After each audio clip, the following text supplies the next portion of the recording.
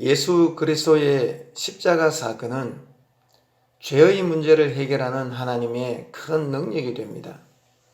첫째는 죄를 용서해 주는 하나님의 능력입니다.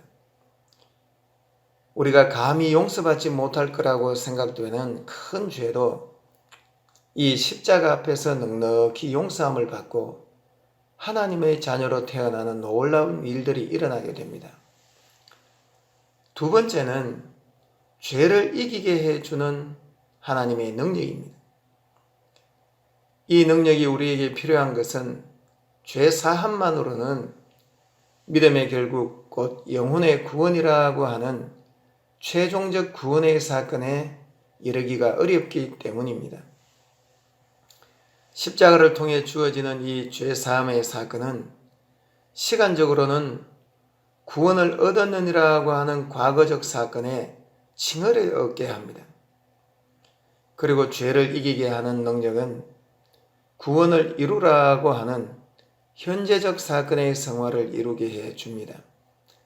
칭의가 단회적 사건인데 반해서 이 성화는 끊임없이 죄를 이기는 능력을 하늘로부터 공급받음으로써 이루어지게 됩니다. 십자가를 통해 주어지는 이 칭의의 사건은 복음이 이 땅에 전파된 이후에 교회에 잘 정착이 되었습니다. 그런데 아쉬운 점이 하나가 있습니다. 십자가의 사건을 통해 하나님께서 이루고자 하시는 일은 칭의만이 아니라고 하는 것입니다. 칭의 다음에 일어나는 성화, 곧 하나님의 자녀답게 살아가는 것을 하나님께서는 더 기대하셨다는 것입니다. 이 성화는 매 순간 죄와 싸워 이기는 그와 같은 삶을 통해서 이루어지는 일입니다. 과거의 영광이 아무리 화려했다고 할지라도 중요한 것은 현재입니다. 매일매일의 삶 속에서 죄를 이겨내는 삶이 순적하게 이루어지지 않는다면 죄사함으로 이루어지는 하나님의 은혜인 이 칭의의 사건도 무색해질 수가 있습니다. 그래서 이 시간은 죄를 이겨내는 성화의 삶을 위해서 좀 더 자세하게 살펴보고자 합니다. 계시록 2장에 보면 에베소 교회를 향하여 하나님께서 이렇게 말씀하십니다. 이기는 그에게는 하나님의 낙원에 있는 생명나무의 과실을 주어 먹게 하리라. 스무나 교회를 향해서는 이기는 자는 둘째 사망의 해를 받지 아니하리라. 이기는 것에 대한 하나님의 놀라운 약속인데 어디에서 이기는 것을 말하는가 하면 죄에 대해서 이기는 것을 의미하는 것입니다. 죄에 대해서 이기게 될 때에 이와 같은 약속이 성취가 된다고 하는 것입니다. 그럼 죄를 이기려면 어떻게 해야 될까요? 먼저는 죄가 무엇인지 그 죄의 정체에 대해서 우리가 알아야 합니다. 싸우는 상대방을 제대로 알아야지만 이길 수 있는 것과 같은 이치입니다. 다음으로는 죄를 이기게 해주는 십자가의 능력을 사용하는 방법을 알아야 합니다. 죄의 정체는 무엇입니까? 야고보서 1장 15절에 욕심이 잉태한 적 죄를 낳고, 이 말씀을 보니까 죄의 정체는 바로 욕심이었습니다. 사람마다 다 태어난 자기 고향이 있듯이 죄도 마찬가지입니다. 죄가 태어난 곳은 바로 욕심입니다. 그러면 죄를 생겨나게 한 최초의 욕심은 어디로부터 비롯되었을까요? 그것은 하늘의 루시퍼라고 하는 천사로부터 말미암았습니다. 이사야 14장 13절에 내가 내 마음에 이르기를 내가 하늘에 올라 하나님의 무별 위에 나의 보좌를 높이리라. 내가 북극 지폐의 산 위에 좌정하리라.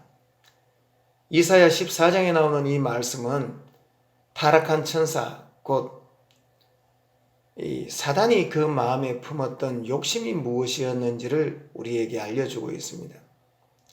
사단은 하나님의 보좌를 욕심을 내었습니다. 그 욕심을 그는 하나님께 대한 반역으로 이어감으로써 하나님으로부터 정죄를 받게 되었습니다. 죄는 이렇게 해서 생겨나게 되었습니다. 사단에 의해 생겨난 이 죄는 하늘나라에서 이제 인간 세계로 흘러 들어오게 되었습니다. 창세기 3장은 인간이 범죄하는 장면이 나오는데 여기에 우리가 깨달아야 할 중요한 교훈이 하나가 있습니다. 그 교훈이 뭔가 하면 사단이 인간을 유혹하여 죄를 범하게 할 때에 반드시 하는 일이 하나가 있는데 그 마음속에 욕심을 품게 만든다고 하는 것입니다. 창세기 3장 5절에 너희가 그것을 먹는 날에는 너희 눈이 밝아 하나님과 같이 되어 선악을 알 줄을 하나님이 아심이니라. 여기에 아주 심각한 말이 나옵니다. 사단이 하와에게 하나님과 같이 될 거야 이렇게 말을 했습니다. 이 말은 사단이 하늘에서 하나님의 보좌를 보고 그 마음에 품었던 바로 그 생각이었습니다. 이것을 욕심이라고 부릅니다.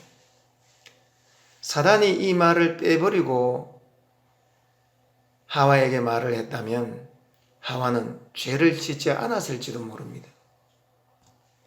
사단이 이 말로 하와의 마음의 욕심을 잉태시키자 죄를 짓는 것은 그야말로 시간 문제였습니다.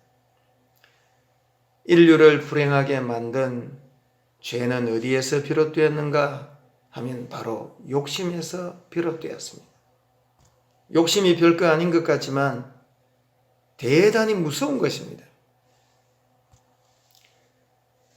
죄가 욕심에서 비롯되었다고 하는 이 죄의 정체를 우리가 알게 되면 우리는 죄를 이길 수 있겠구나 하는 기대감을 가질 수가 있습니다. 죄는 우리의 의지의 통제를 벗어난 것이지만 욕심은 우리의 마음 속에 있는 것입니다. 그래서 마음을 잘 다스리고 제어하게 되면 죄에 오염되지 않고 살 수 있겠구나 하는 생각을 가질 수 있는 것이죠.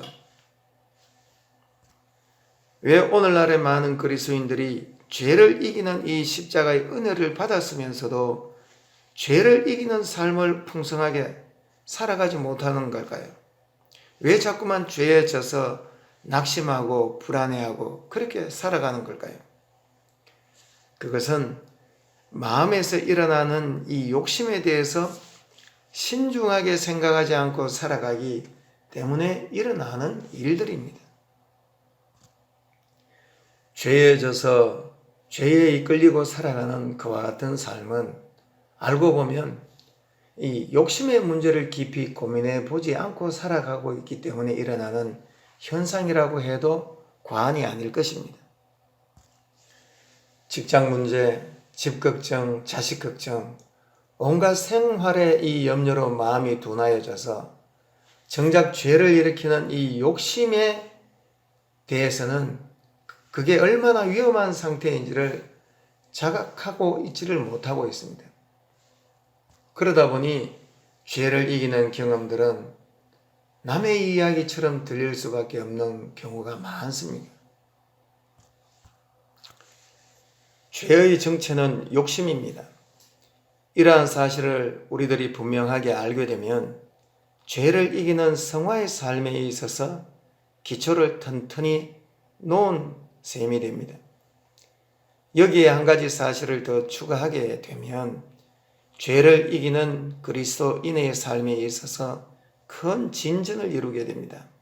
그게 뭔가 하면 예수 그 이름에 큰 권세가 있다는 사실을 알고 믿는 것입니다. 성경에 주의 이름을 부르는 자는 구원을 얻으리라. 예수의 이름을 부르는 자는 구원을 얻는다고 말하고 있습니다. 우리가 많이 들어서 알고 있는 말씀입니다. 그러나 이 말씀을 체험적으로 알고 실생활에 적용하는 이들은 그리 많지가 않습니다. 사도행전에 보면 제사장 스게와의 아들들이 귀신을 쫓아내려다가 그 귀신들에게 혼쭐 나는 장면이 나옵니다. 귀신이 이렇게 말을 합니다. 내가 예수도 알고 바울도 아는데 너희는 누구냐? 스게와의 아들들은 예수의 이름은 들어서 알았지만 그 예수의 이름이 갖고 있는 큰 능력은 알지 못했던 자들이었습니다. 오랫동안 예수를 믿어도 정작 예수의 이름의 권세를 경험적으로 느끼고 살아가는 이들은 많지 않은 것 같습니다. 사실 이게 안 되면 죄를 이기는 삶은 거의 불가능합니다. 죄는 예수 그 이름의 권세를 힘입어서만 이길 수가 있기 때문입니다. 그러면 죄를 이기는 삶을 위해서 예수 그 이름의 권세를 어떻게 우리가 힘입을 수가 있습니까? 죄를 이기는 것은 타이밍이 굉장히 중요합니다. 그래서 죄와의 싸움은 타이밍의 싸움이라고 해도 과언이 아닙니다. 그 타이밍이 언제일까요? 그것은 마음의 욕심이 죄로 발전하기 바로 전입니다. 욕심이 마음에서 꿈틀거리고 있을 때가 그때가 바로 예수의 이름으로 죄를 제압하는 순간입니다. 이런 것이지요. 예수님, 내 마음에 욕심이 가득합니다. 이 욕심이 나의 마음을 어지럽힙니다. 예수님께서 이 욕심을 다스려 주십시오. 이렇게 인격적으로 예수님께 도움을 구하는 것입니다.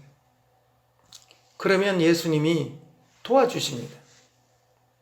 이때 중요한 것은 꼭 무릎을 꿇고 기도하지 않아도 된다는 것입니다. 욕심이 기도 시간에만 생겨나는 건 아니잖아요. 시도 때도 없이 욕심이 마음에서 생겨나기 때문에 그때마다 예민하게 마음의 움직임을 살펴보고 예수의 이름을 부르는 것입니다. 다들 경험적으로 아시겠지만 물질을 구했을 때는 쉽게 얻지 못한 경우가 있었을 것입니다. 그런데 죄를 이기겠다고 예수의 이름을 불러 구할 때는 하나님이 놀랍도록 즉시로 응답하는 것을 경험하게 될 것입니다. 하나님이 사람의 몸으로 이 땅에 오셔서 십자가에 죽으신 이유가 바로 이와 같은 일에 응답하기 위해서였기 때문입니다. 욕심이 마음에서 꿈틀거릴 때 그때 그 타이밍을 놓치면 안 됩니다. 이런 타이밍을 놓쳐서 불행한 일을 겪은 사람들이 많은데 그 대표적인 사람이 다윗입니다. 그가 우리아의 아내 바세바를 보고 그 마음에 욕심이 생겼습니다. 그때에 하나님의 도우심을 구했다면 그는 그런 큰 죄에 빠지지 않았을지도 모릅니다. 욕심을 그대로 방치해 두었다가 그는 큰 죄에 빠져버리고 말았던 것이죠. 사단은 그리스도인들을 죄 가운데로 이끌기 위해서 우는 사자와 같이 우리의 삶의 주변을 돌아다닙니다. 그게 실제 어떤 모습으로 우리에게 나타나는가 하면 우리의 마음속에 욕심을 품도록 유혹거리를 제공한다는 것입니다. 눈으로 보는 것, 귀로 듣는 것, 여러 가지의 통로를 통해서 욕심이 이 마음에 생겨나게 됩니다. 그때마다 예수의 이름의 권세로 이 욕심을 다스려야 하는 것입니다. 예수의 사람들은 죄를 이기는 이 삶은 너무도 당연하고 자연스러운 것입니다. 하지만 현실은 죄가 성도들의 삶에 왕노릇을 하는 경우가 많습니다. 그러다 보니 경건의 능력은 사라지고 경건의 모양새만 남는 힘없는 생활을 유지하는 경우가 많습니다.